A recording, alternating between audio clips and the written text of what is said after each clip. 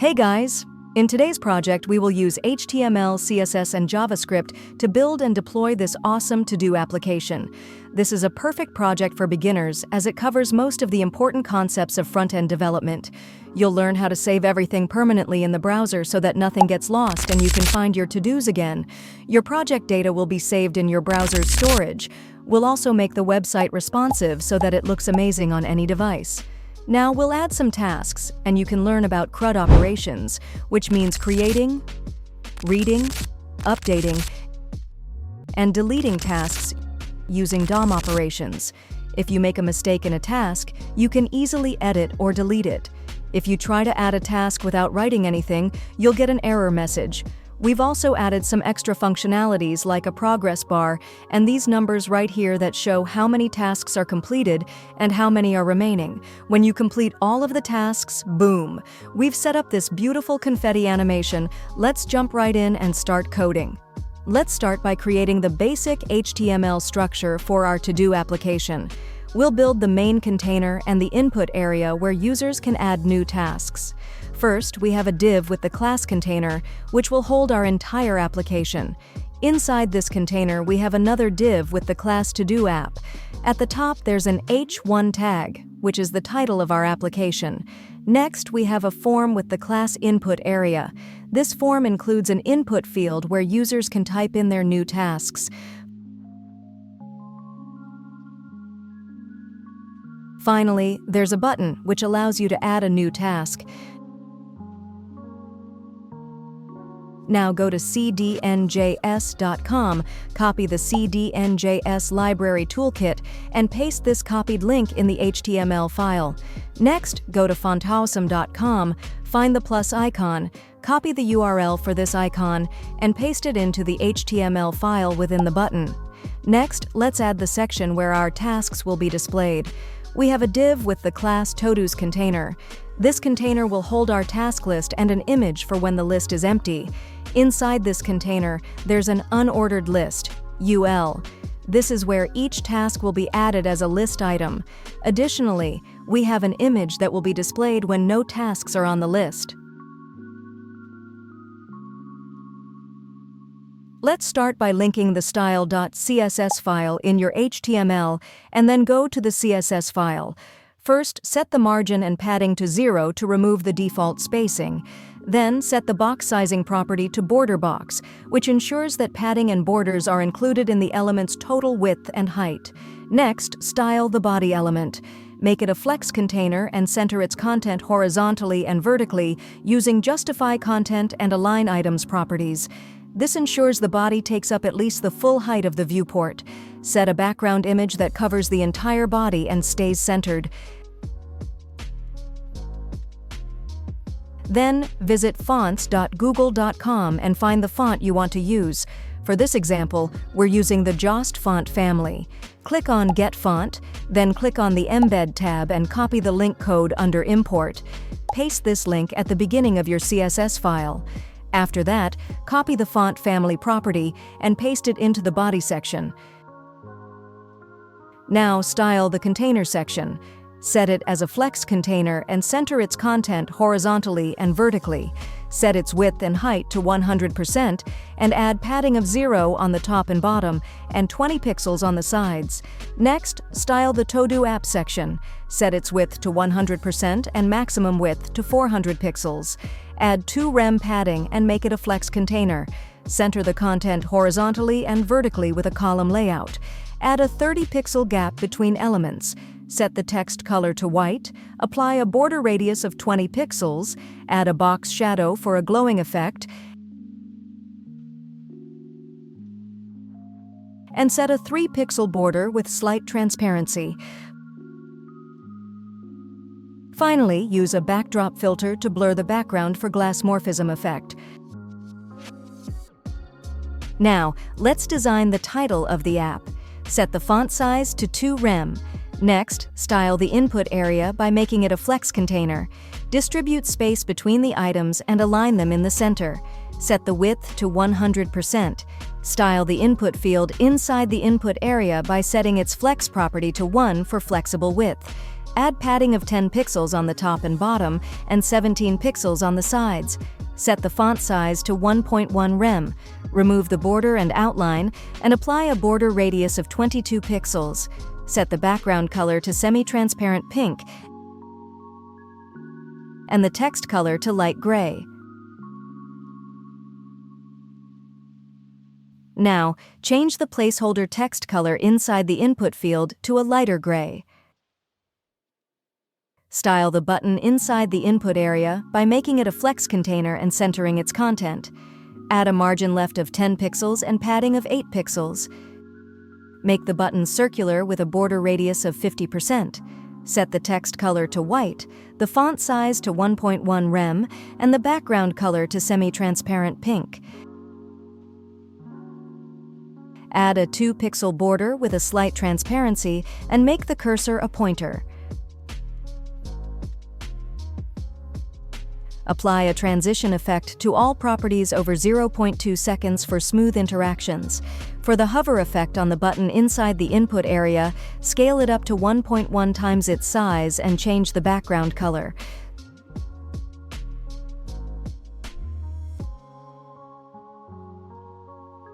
Style the Todo's container by making it a flex container and centering its content both horizontally and vertically. Now set the task list width to 100%.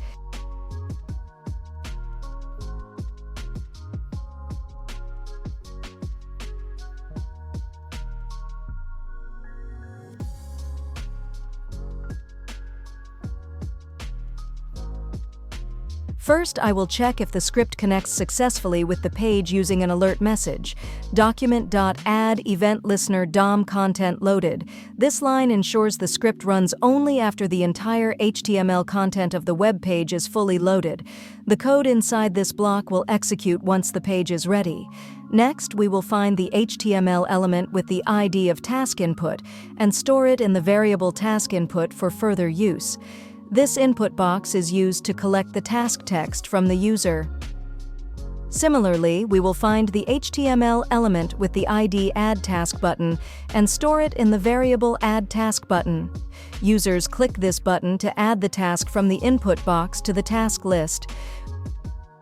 We will also find the HTML element with the ID Task list and store it in the variable Task list. The script will dynamically add new tasks as list items inside this container. Then define a function named addTask using the arrow function syntax. This function handles the process of adding a new task to the to-do list. It fetches the current value entered in the task input field, and the trim method removes any extra white space from the beginning and end of the string, ensuring the task text is clean and doesn't accidentally include unnecessary spaces. The function checks if the task text is empty or invalid. If the input is empty, the function stops here and does not proceed further. It then dynamically creates a new li list item element in JavaScript. Each task in the to-do list is represented as a li element inside the task list.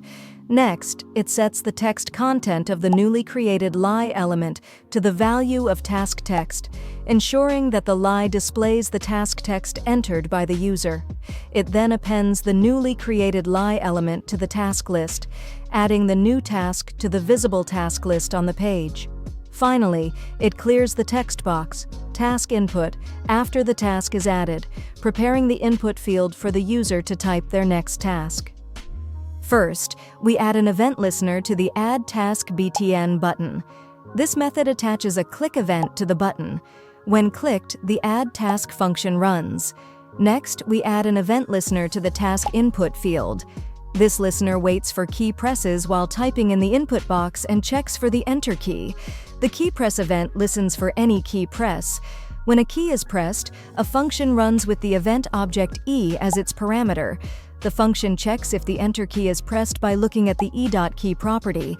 If it is Enter, the addTask function runs. The event object, e, is passed to the addTask function to prevent the default behavior. Now, we can add a task in the input field and click the Add button. However, tasks are not added because we need to prevent the default action. To fix this, we add event prevent default to stop the default action. Finally, when we add a task to the to-do list, but empty image is still shown, we need to remove this image when a task is added. First, find the HTML element with the class name emptyImage and store it in the emptyImage variable. This element shows or hides an empty state image when the task list is empty. We create a function named toggleEmptyState using the arrow function syntax. This function checks the current state of the task list and adjusts the visibility of the empty image. The empty image style display refers to the display CSS property of the empty image element. The task list.children property refers to all the child elements inside the task list. The length property returns the number of child elements in the task list. If there are no tasks, task list children.length will be 0. The function checks if the task list length is 0. If true, it shows the empty image by setting display to block. If false, it hides the empty image by setting display to none. Remember, this code won't work unless we call the toggleEmptyState function. So make sure to call the toggleEmptyState function to check the state of the task list. Now we will design the list items in the task list. First, we dynamically set the HTML structure of a list item element. We use the inner HTML property to set the HTML content inside the LI element. We use backticks to enable template literals for multi-line strings and to embed JavaScript variables. This helps to define the content of the LI element dynamically. We create an HTML input element with checkbox. This checkbox is used to mark the task as completed or not completed. We also create an HTML span element to display the text of the task. The $sign inserts the value of the task text variable, showing the task description entered by the user.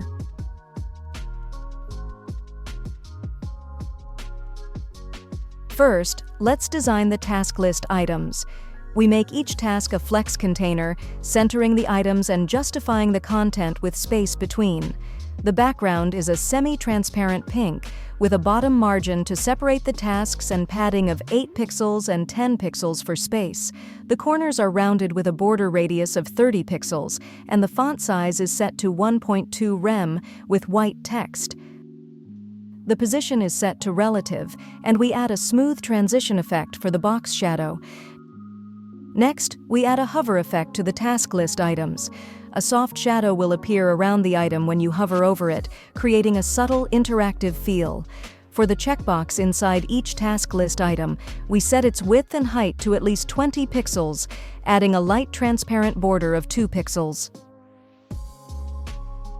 We make the checkbox round with a 50% border radius, set the cursor to a pointer, and apply a smooth transition effect. We also remove the default appearance by setting it to None. When the checkbox is checked, its background color turns pink, slightly enlarging with a scaling effect, making it more noticeable. To make the checkbox look even fancier, we design a checkmark by setting the color to white. We center it both horizontally and vertically and set the font size to 1 rem for a clean and clear look. Finally, we designed the span inside each task list item to be flexible, with a 10-pixel left margin. If the text is too long, it will automatically wrap to the next line. Let's finalize the design by creating an awesome, styled list item with a functional checkbox. To make the list even more interactive, we'll add Edit and Delete buttons to each list item. Inside the inner HTML, we'll create a div element with the class task buttons. This div will hold 2 buttons. The first button, with the class editBTN, will include a pen icon to represent editing. The second button, with the class deleteBTN, will include a trash icon representing deleting the task. These buttons will now appear in each list item. Next, we'll style these buttons in the style.css file. We'll design the task button section as a flex container with a 10-pixel gap between the buttons. By adding a margin right auto, the buttons will align to the left. For the buttons themselves, we'll set their background to a semi-transparent pink and remove their borders. We'll make them circular with a 50% border radius and set their size to 30 pixels by 30 pixels. The text color will be white with a font size of 0.8 rem. We'll enable a pointer cursor and apply a smooth transition effect of 0.2 seconds. Inside the buttons, we'll use Flexbox to align the content, centering it both horizontally and vertically. For the hover effect, the buttons will scale up by 1.2 times their original size when hovered. Additionally, the Edit button will have a distinct background color, and the Delete button will have its unique background color.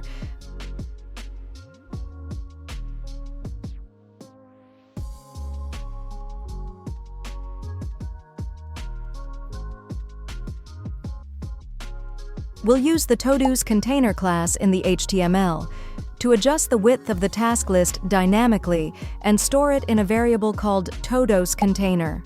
The width of the todos container will adjust based on the number of tasks in the task list. If there are tasks in the list that are more than 0, the width will be set to 100%. If the list is empty, the width will shrink to 50%. This ensures the container resizes appropriately based on the content. Now, let's add functionality for the Delete button. We'll select the Delete button inside each list item and add a click event listener. When the button is clicked, the associated task will be removed from the DOM, visually deleting it from the list. To ensure the empty state image reappears when all tasks are deleted, we'll call the toggle empty state function.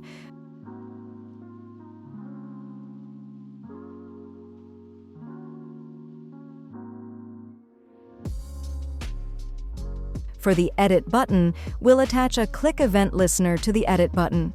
This function will allow editing tasks, but only if the task is not marked as completed. The task input.value will update with the existing task text, retrieved from the span inside the list item. To ensure proper functionality, we'll use a query selector to find the checkbox and ensure it isn't checked before editing. If a task is being edited, the existing list item will be removed using lie_remove. Finally, the toggle empty state function will be called again to display the empty state image if all tasks are removed. Now we will check if a task has already been marked as completed. This is done by verifying that the completed variable is true.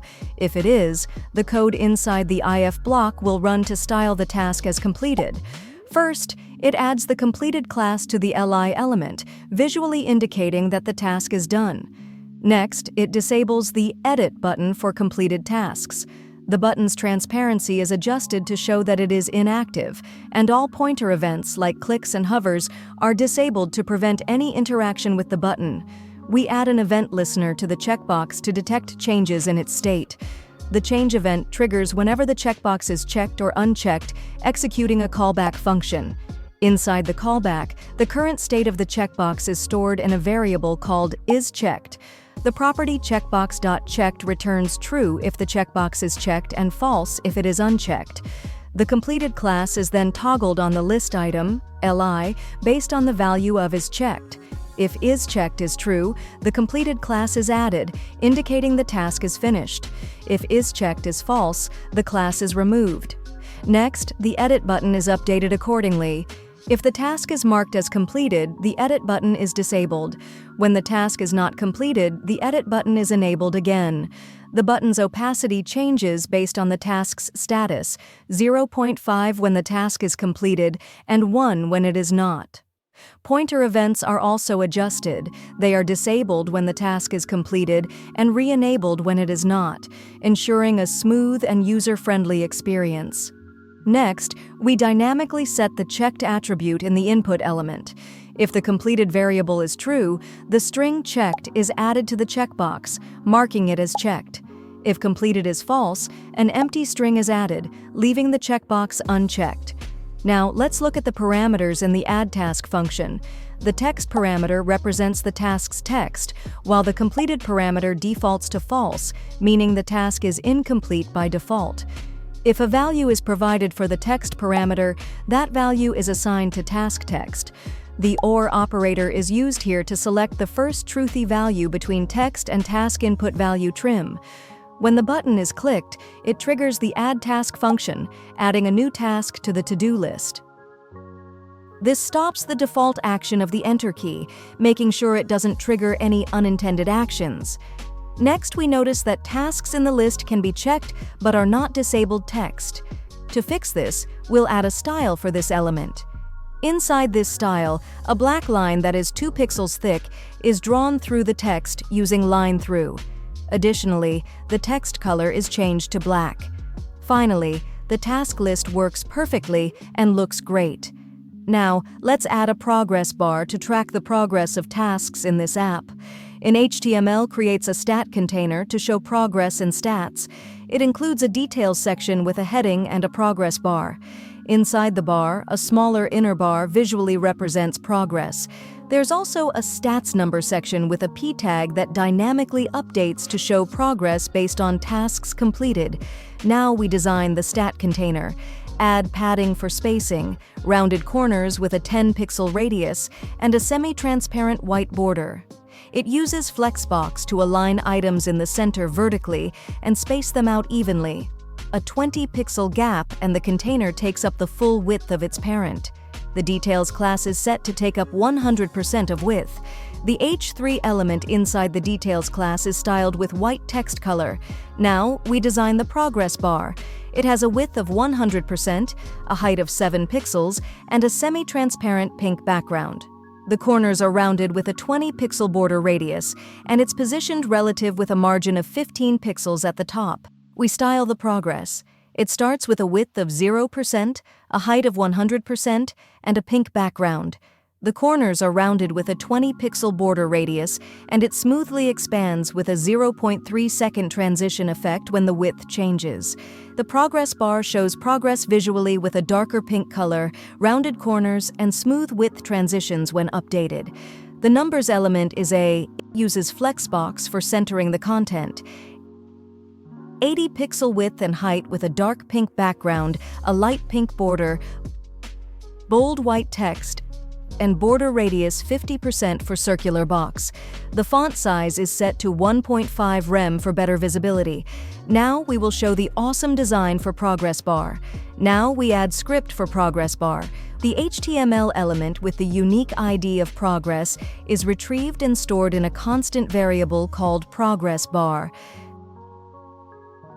Similarly, the HTML element with the unique ID of numbers is retrieved and stored in a constant variable called progress numbers.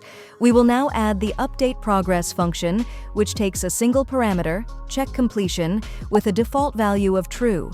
If no argument is passed, it defaults to true. The total tasks variable calculates the total number of tasks in the list by counting the child elements of task list. .length gives the count of these children, representing the total number of tasks. The completed tasks variable calculates the number of completed tasks. It uses .checkbox checked to select all checkboxes that are checked. The .checkbox refers to the checkbox input for each task. The .length gives the total count of the checked checkboxes, which represents the number of completed tasks. Next, the width of the progress bar is updated based on the ratio of completed tasks to total tasks. If there are any tasks, the width is set as a percentage. Otherwise, it is set to 0%. Progress numbers element is updated to show the number of completed tasks out of the total tasks. Now we add check completion parameter to the add task function to update progress after adding a task. It is set to true by default. Now we add update progress to update the progress bar and numbers when the checkbox is checked or unchecked. Added update progress false to update the progress bar without checking task completion during editing. Added update progress to update the progress bar after deleting a task. Added update progress check completion to update the progress bar whenever a task is added.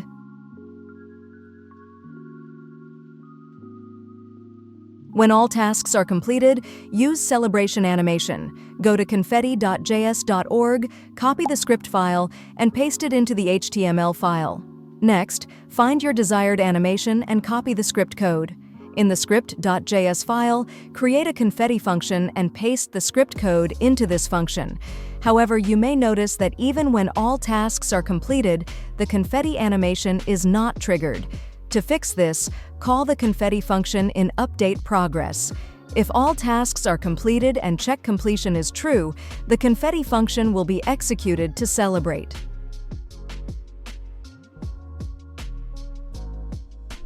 When you refresh the page, you may notice that all tasks are removed. To fix this, we need to save the tasks in the browser's local storage. First, create a Save Tasks to Local Storage function. Inside this function, use Task List Query Selector All to select all the tasks in the list. Convert this list into an array using ArrayFrom. Then, use .map to turn each task into an object with two properties: text, which gets the text inside the span element in each task; completed, which checks if the checkbox is checked. After that, store this array in local storage with localstorage.setItem. The first argument is tasks, the key, and the second is JSON.stringify tasks, which converts the array into a JSON string. Call Save Tasks to Local Storage whenever a task is added, edited, or removed to keep the task list updated in local storage. Next, create a Load Tasks from Local Storage function. This function will get and re-render the tasks from local storage. Use JSON parse to convert the JSON string back into an array of tasks. If no tasks are saved, it returns an empty array. Loop through each task and use Add Task to add it back to the list with the text, completed status, and false to prevent automatic editing. The toggle empty state function checks if the list is empty and shows a message if it is. Finally, update progress updates the task progress, like a progress bar or task counter. Call Load Tasks from Local Storage when the app starts or the page is refreshed to load the saved tasks.